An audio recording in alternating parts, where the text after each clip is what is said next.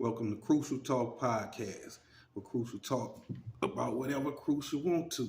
We're going to start off by getting into the Women's National Championship with South Carolina faced off against Iowa. You know, it was a good game. Shout out to South Carolina. They finished it off 87-75. Iowa's Caitlin Clark came out smoking in the first quarter. She had 18 points, shooting crazy. But then after that, Coach Dawn Staley from South Carolina made the adjustments, you know what I'm saying? And they just had too much talent. Clark led her team in scoring, rebounds, and assists. But South Carolina, just had too much. They had what offensive rebounds. They out rebounded them like 51-29 with 18 offensive rebounds. You know what I'm saying? It's hard to win like that.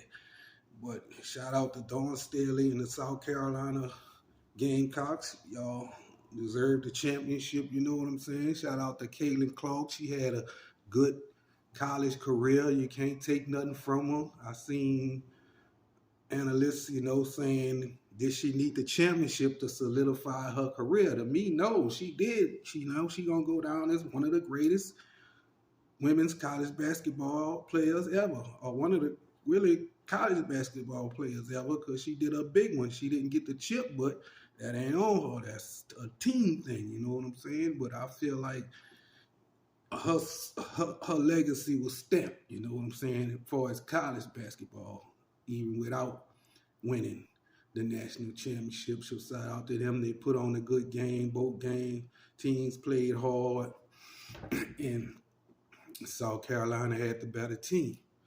Moving on. So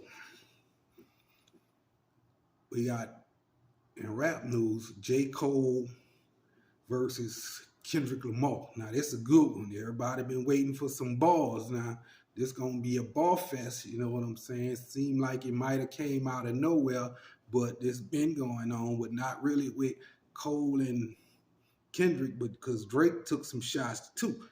Drake just ain't answered back. Kendrick shot at both of them on the song he did with Future. And you know what I'm saying? Because Drake and J. Cole just did a song called First Person Shooter on Drake album.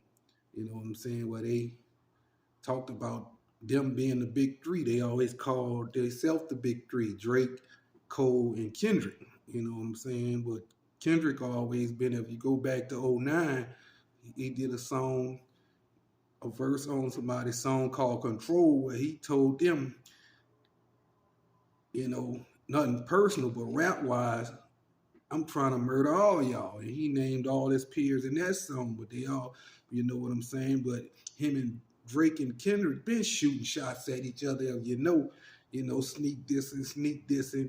But then all of a sudden, when Drake and J. Cole did the First Person Shooter song, and they didn't really take shots at Kendrick, but they bigged him up like it's just us big three.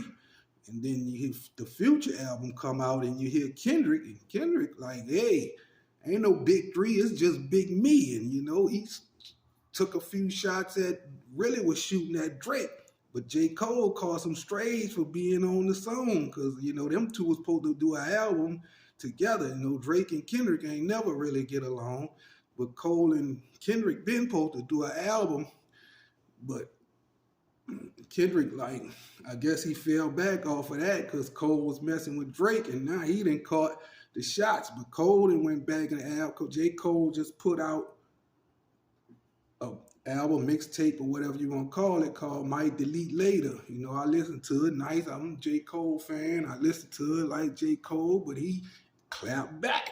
You know what I'm saying? He used old classic balls like threw in Jay-Z style, the way Jay-Z talked about Nas albums. That's the way he hit Kendrick with you like 4 hot albums. You put out 4 albums in this long and only one of them was good. They gassed the other one, you know what I'm saying? It sounded like the same thing Jay-Z was saying to Nas on the Takeover. So, but Cole went in. But, Kendrick coming back. And that's just that, and we about to get us a classic rap battle. But the thing is Drake gonna respond? That's what everybody waiting on. But we seen Drake doing this, kicking it with Sexy Red. Can't blame him for that. He unbothered by you niggas. Moving on, let's get to Skip Bayless. Skip Bayless from the Undisputed Show, is coming to an end. And I say it's about time. You've been talking your talk, you know what I'm saying? It was good while it lasted, but it's really time for you to go, because how you kicked Shannon Sharpe to the curve when he was carrying you after you ain't had nobody else over there. Everybody was tuning in really to see Shannon Sharpe, but you ain't know that till he left. Now Shannon then shot to the moon. And your show, boom, you off of TV. Shannon doing his own thing. He ain't even got to worry about the TV stations telling him what to do. He got his club Shay. He got his sports nightcap doing his all on his own. But you got to salute him for that. But when you be at the top, Shannon is catching a lot of flack from a lot of people, especially after the Cat Williams interview, you know what I'm saying? From that gave him a lot of recognition, but from other podcasters and interviewers, you know what I'm saying, been hating from people like Steven Jackson, Vlad bring up that Cat Williams interview in his interviews every chance he get with the slick side hate. But you know how that go. When you're winning, everybody want to bring you down. So Shannon got to go with it for the zesty stuff that he catching, a lot of that he bringing on himself. I don't really care what he do, but your name Shay, you get out wearing these tight pants, big nigga, all that, you gotta expect that. But people playing with Shannon Sharpe, like, you gotta remember, the big Hall of Fame football player, you gotta see that man in person. So just keep that in mind off the internet.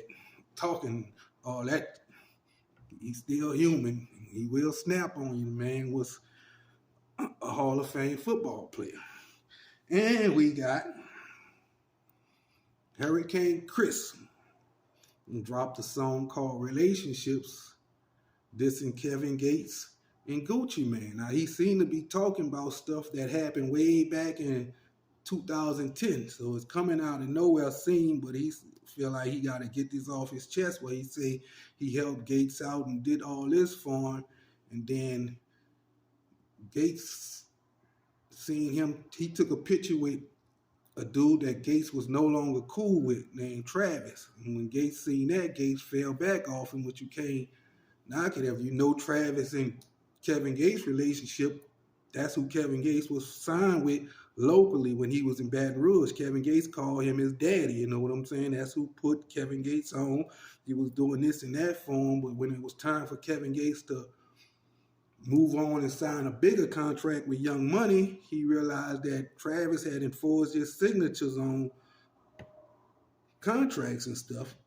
So they fell out, and now they became ops, and they were trying to do Gates in. So if I'm Gates and he rocking with Hurricane Chris, then I look up and you taking a picture with somebody trying to kill me, how I'm supposed to feel. You look at it that way. Then he felt like Gucci Mane ain't pull up to the studio when he was supposed to, and he telling his label that he got Gucci coming, but that's the industry. But I guess he had to get it out of his chest. He still feels some type of way about it. The song go hard. But shout out to Hurricane Chris, This the Crucial Talk podcast. Let me hit y'all with some more content. Like, comment, subscribe to my YouTube channel. Share this.